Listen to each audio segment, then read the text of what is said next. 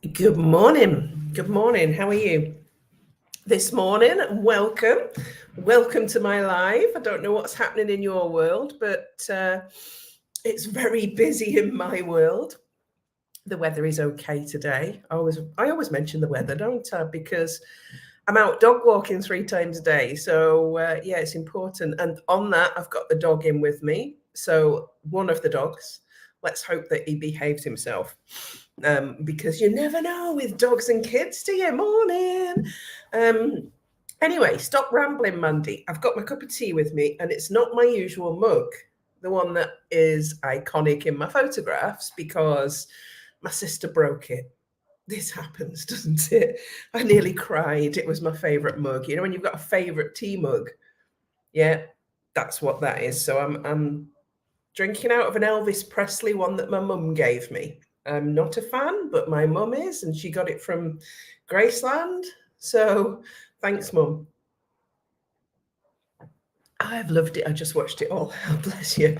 Anyway, I wanted to keep on the topic of goal setting. So last week I did my vision planning and goal setting workshop.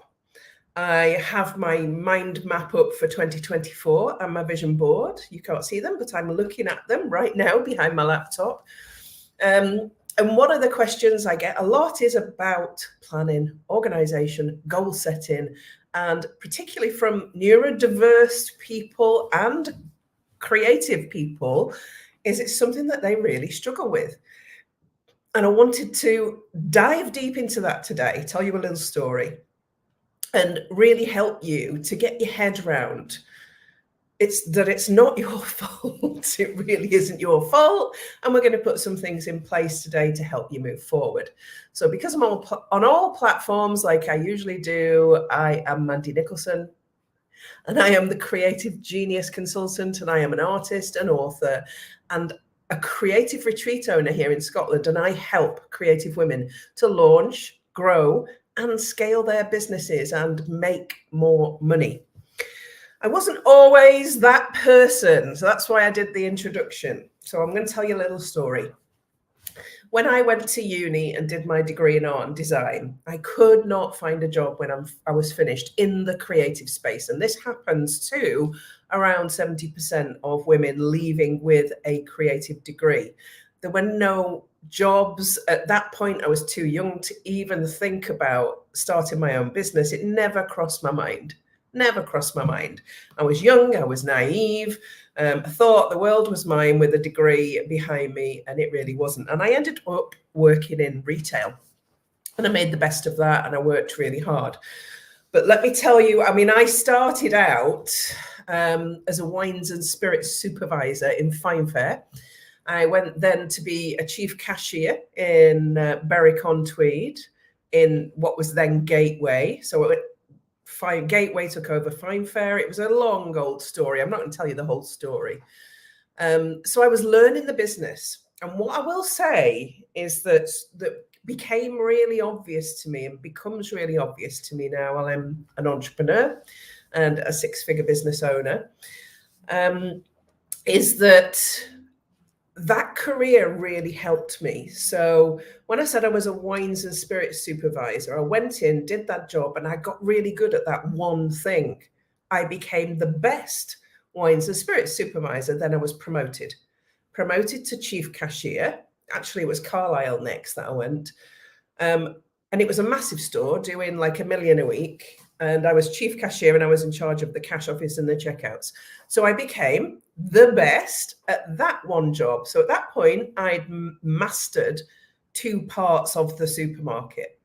I then went up to Berwick-on-Tweed to become front-end supervisor. So I was in charge of HR, checkouts, cash office, ordering, all of that stuff. And I became really good at all of that. Then I moved to Edinburgh, to Dalry Road, and I implemented the first scanning systems in the whole country in Dalry Road in Edinburgh. Then I trained everybody in Scotland. So I became really good at that. So what happens when you focus on one thing and you become really good at it is you get noticed. So that's one of the first things I'm going to say to you around goal setting. Because what happened after Dalry Road is I was approached to go on the road as a stock investigation officer, investigating all of the front end systems and wines and spirits departments with a team who then covered the rest of the store. So I was recognized for doing these combination of really good things and then put into another job. That led me to becoming a store manager. That led me to becoming a divisional executive. So it was a step-by-step process, and it's the same in your business. That's why I'm telling you this story. It's the same in your business. So when you're setting goals, you've got to think about that step-by-step process of getting good at something, setting a goal and looking at all areas of that goal so that you can achieve it and you can become the best, so that people come to you. And that's what happens when you become an expert in your area. And it starts with the goals you set. So I mention this quite frequently throughout the year, I think, on lives. I have 6 good men, strong and true. They are who, what, why, where, when, and who. And I use these when I'm goal setting. Some of them are devil's advocate. Some of them can play both sides of your brain. So I want to explore that before we move into how you can stick to your goals really, really well. So when, I think, is the first of the devil's advocates. Yeah. So we can use when in so many ways. It can sit on positive and negatives. I'm going to do this when my kids grow up. I'm going to do this when I lose weight. I'm going to do this when I've completed this. And when can be really negative because we put it into the narrative that we speak and it can hold us back. But when can also be one of the most strategic things that you use in goal setting. When am I going to do this by? I'm going to do this, and when am I going to do this by? So like I said, those questions can sit, and lots of them are. If you look at who else is doing what I'm doing? Oh my goodness, I'm not good enough. I'm not as good as them. Or who is going to help me get to where I want to get to? What am I going to do? What is everybody else doing? Let's go and have a look. I end up comparing myself. Why should I do this? Oh, why am I even trying? Or my why is that I am no longer staying feeling overwhelmed, not making enough money, not doing all the things I'm capable of, and not following my dreams. Where am I going to do it? Do I need an office? Do I need a studio? I've not got them, so therefore I can't do it. Instead of where can I do it? And then who? I've already said who, haven't I? Who else is doing it? So the questions that evolve from those, from the narrative of those prompts, because you have to ask, these are open questions, not closed questions. Who can help me? What am I doing? Why am I doing it? Where and when? So that's the first step in really digging deep into your goals. I question myself all the time. When I did my mind map, which I'd turn the laptop round, but I'll probably knock everything off my desk. When I did my mind map, that's what I do. I'm like, right, okay, I've got this income stream. How are we going to promote it? What are we going to do? When are we going to do it? Where will we promote it? Who's involved in that? Who are the stakeholders? These are the questions I ask when I'm preparing my goals. So, and you're probably going to say it's all very well for you, man. Do you know what you're doing? Yeah, I do. But I didn't when I started my first store manager role, which was in Berwick-on-Tweed. I went back as store manager.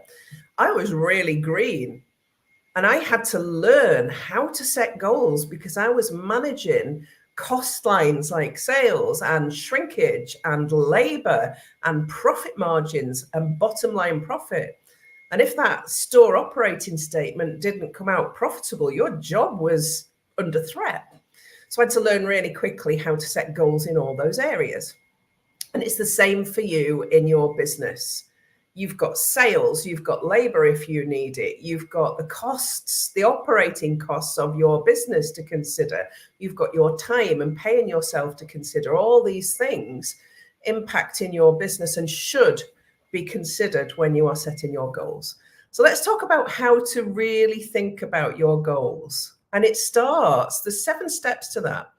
And it starts with deciding what the goal is and thinking about something that you really, really want to do. You're passionate about it. You think about it all the time. You've been dreaming about it since you were a child, singing in your hairbrush, in your bedroom. You've always imagined being a really famous artist. You've always had this thing that you wish you could do. Okay, that's the thing that you need to go for. That was the moment first of all, I put my dream home on my vision board, and we bought that for cash in 2019. Then I put a castle on my vision board, and here I am in my mini castle. And it's important that you allow yourself to think big and go for your dreams. You don't have to start big, but think about what it is that's really important to you. Then I want you to write it down. Get one of these, or a planner like mine. Let's just reach over for it, or one of these. It has paper in it, pen and paper. The act of writing things down means you're 80% more likely to achieve it. So do write it down. Write down your goal. I want to earn £5,000 per month, or whatever it is, £1,000 per month, 800. I want to do this. That's my goal. I desperately want to do this. It's meaningful for me. Or I want to become a famous artist. Okay, write it down carefully, in detail. And I want you to really think about what's the most important thing. And I want you to write down one goal. If you had one goal for 2024, one really good quality goal, you wouldn't need anything else, because the components that are part of that goal, the actions that you need to take, may be a year's work. Think about that. Instead of having all these goals up and creating a huge mind map or vision plan with loads on it, imagine if you focused on one thing, like I did when I first joined retail, became really good at it, and had people coming to you, begging you for your services or your product because you're the best. Imagine doing that. Write it down carefully and think about that. Tell somebody as the next step. Tell somebody that you trust. Sit down and discuss that goal, because in the discussion, there will be lots of back and forth questioning. You will start thinking about things you haven't thought of yet that are connected with that goal that you could do, particularly when you're using the who, what, why, when, where, and who and how. I don't know why I wrote that twice. I wrote who twice instead of how. I'm just looking at my bit of paper. That's my prep for this live. So yeah, the conversation, the two-way conversation, somebody you trust. It doesn't have to be anybody in business, but if you've got business friends, they will be the best people to talk about it, because they also have an understanding at some level. If you talk to your parents about it, or your friends about it, they may not get it if they're not in business. Think about that. Talk to somebody, but make sure you choose the right person to talk to that can actually help you extract your thoughts. That's the key. So the next thing I said, if you've picked your one goal, it doesn't matter how big it is, one goal, you've got to break it down. So if your goal is, I want to earn £1,000 per month, maybe let's keep it simple, £1,000 per month, £250 a week in my business. It's not a lot, but you might not be there yet. And actually, a lot of people are not when they start out. So first things first, do you have the skills and knowledge that you need to be able to put the plan together and do the work that brings in that consistently every month, so you know it's coming? If not, step one of the first actions is organize training for those things. So that's the first action from your one goal. Next, do I have what products or services do I currently have in my business to generate that money? And are they enough? So if all you've got in your business, for instance, is a book that's £25, you then need to sell 400 of those every month. That's 100 a week in order to make your goal, or whatever. Yeah, whatever it is. That would be a sales goal, but it wouldn't be a profit goal that you reached. So if you have 10 products or 20 products, you've got to know how many you've got to sell and how you're going to sell it. So there's where the how comes in. So you've got, what's the goal? Yeah. Do I have, so what skills do I currently have? What skills do I need? So this is where what is the positive devil's advocate. What products do I have that I could use to make that money? And what am I selling at the minute? Yeah. So who can help me to get the skills and knowledge, and who can help me to set a strategy to sell more of what I have? What else could I introduce to my business? So what other products and services can I introduce to my business to help me to make that sales goal? So though at the minute, you've got 3 actions. Get the skills and knowledge that you need. Review your current products and their sales volume at the minute to see if it meets where you need it to be. And if not, how do you increase it? How do you increase what you've got? 3, look at other things that you can do, other products or services you can bring into your business to meet that one goal. Then you've got to go, how am I going to do it? So what does my social media look like at the minute? What does my website? Are they all set up for business? Are they consistent? Am I visible? If not, then there's some more actions. Can you see how that one goal can generate enough actions to possibly keep you going for a full year? And the mistake I often see with people is they set loads of goals, loads and loads of goals. I'm going to do all these things next year, and they don't get them all done, and they feel overwhelmed a lot. When creatives or neurodivergent people feel overwhelmed, they go to retreat, and it's paralysis retreat. They cannot do anything. So they've got all these goals and do nothing. And this happens a lot, and it's because of overwhelm. It's because we've set too many goals. We've been too enthusiastic. That's why I always say, just focus on one thing and nail it. Get really good at it, set your goals around it and all your actions for the year with it. Okay, so that was breaking your goal down. Now, the next step in really nailing this for 2024 is just plan your first step. What's the first thing you are going to do? If you don't have the skills and knowledge, let me give you a tip. That's step 1. That's your first step. Who can help you? How are you going to do it? You're going to join a course? Are you going to get a coach? Are you going to go to college? Are you going to do a training? What are you going to do to fill the gap of skills and knowledge that you don't currently have? So plan your first step. If you already have the skills and knowledge, what's your first step? Maybe your first step is then looking at your products, reviewing your range. So that's kind of the next step. And then the last 2 things that you need to do consistently, believe me, keep going.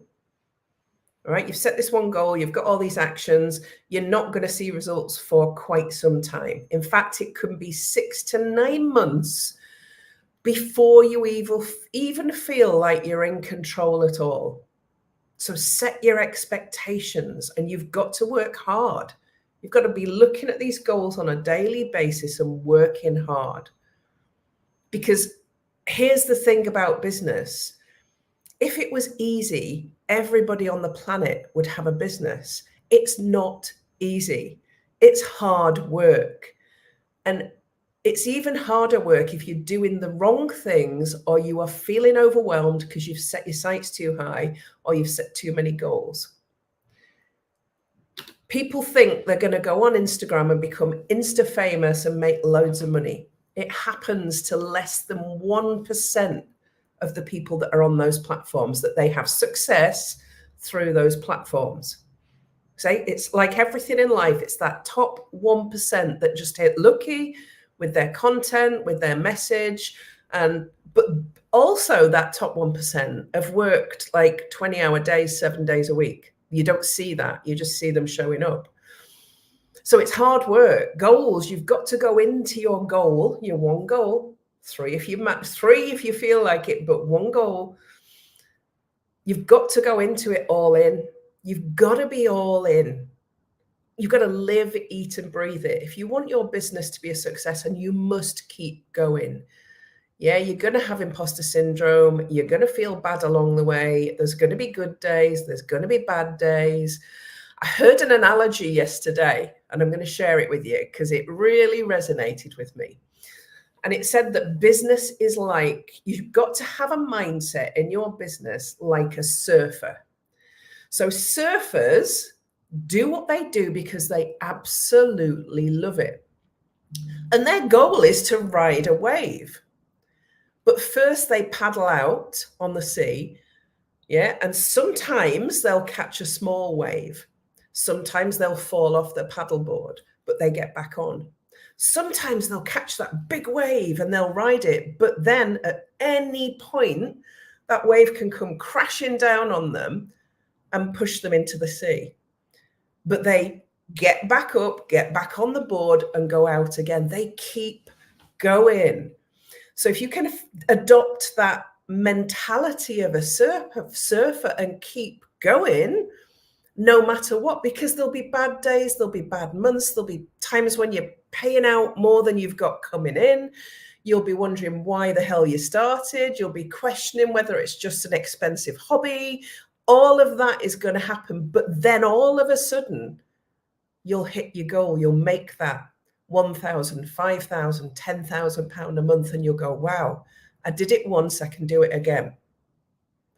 So the messages keep going. And when you do have the wins, the smallest of wins, celebrate. Imagine you're a surfer and you've ridden a little wave for the first time, celebrate. You've not done the big waves yet, but you managed a small one. So every small thing is a win. Celebrate every little thing. Celebrate if you go and have a conversation with someone and they say, I love what you do. I'd like to work with you down the line. That's a win, an absolute win. And don't underestimate the power of those small wins. Small wins every day lead to big wins. Big wins lead to sustainable businesses. And it all starts with the good quality goals that you set, that you are going to stick to, that you're all in with, that are based on what you really, really want to do with passion. And the reason I wanted to do that today and talk to you about that today is it's all very well me showing you a 4-foot mind map and a vision board and my planner and all the strategies that I use. But I've been doing this for 4 years and you might not be there yet.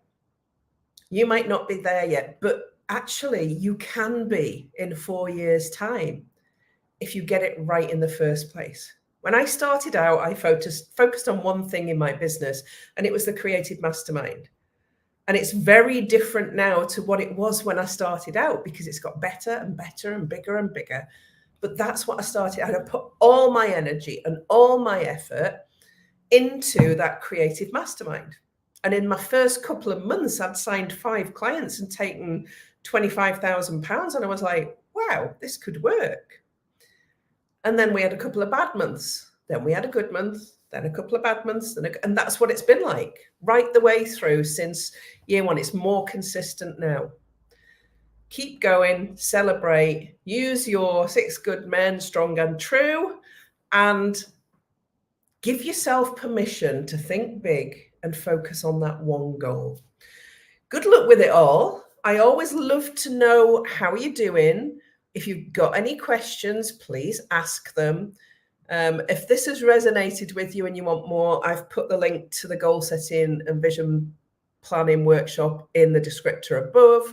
So go and watch that. It's completely free. It's around about an hour and 45 minutes, I think. So get a cuppa. Talking of which, I think my tea's gone cold. Get a cuppa, sit down and watch it and listen. There's a guided meditation in there from Stella Tudor, which is absolutely amazing. So thank you for listening to me today. I've gone on longer than I normally would, but I really wanted to enforce this message over these weeks here where you're planning for 2024. Go and have the best 2024 ever, because you deserve it. I will see you this time next week with something else to talk about. Bye for now.